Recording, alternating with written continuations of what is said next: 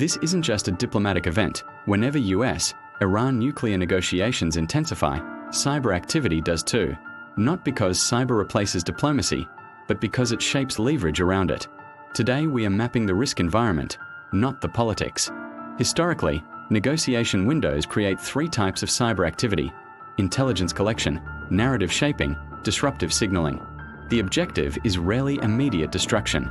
It's positioning, access, insight, influence, and if talks stall, calibrated disruption. During diplomatic cycles, the first spike is typically credential harvesting and impersonation campaigns.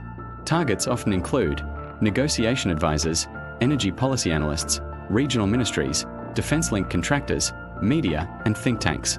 This aligns with the infrastructure reality. Hybrid operations exploit the seams between civilian and defense systems. The goal is not noise. It's insight into positions before they are public. Critical infrastructure is not background. It is leverage.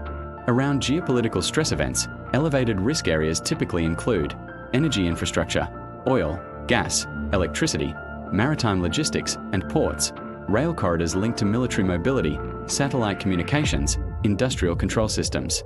The pattern isn't always overt attack. It's reconnaissance, probing, positioning, subsea cables, GNSS interference, satellite disruption, logistics choke points. Infrastructure disruption introduces uncertainty without crossing the threshold of war.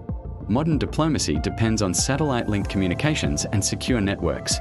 Viasat in 2022 demonstrated how satellite disruption can spill across borders.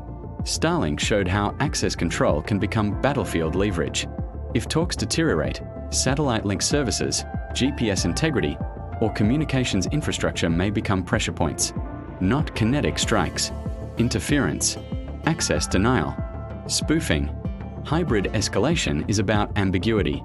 Drone incursions around ports, energy facilities, and bases are now common across Europe. Around diplomatic inflection points, expect surveillance-style drone probing, maritime mapping near critical infrastructure, suspicious vessel behavior near cable routes. Drones are cheap. Ambiguity is strategic. The objective isn't immediate destruction. It's to force defensive posture and consume attention. If risk is rising, you'll likely see spike in credential phishing targeting policy circles, increase in lookalike domains mimicking ministries or energy firms, public hacktivist claims tied to negotiation milestones, GNSS or satellite interference reports, energy or rail network anomalies framed as technical issues, coordinated leak narratives on social media. The most important signal isn't a single incident. It's convergence. When cyber, infrastructure, and narrative pressure align, that's systemic. This is not about predicting an attack. It's about understanding the pressure architecture. Infrastructure today is the battle space. Ports, rail, energy, satellites, digital systems. Diplomacy happens in conference rooms. Leverage happens across networks. Negotiations don't occur in isolation.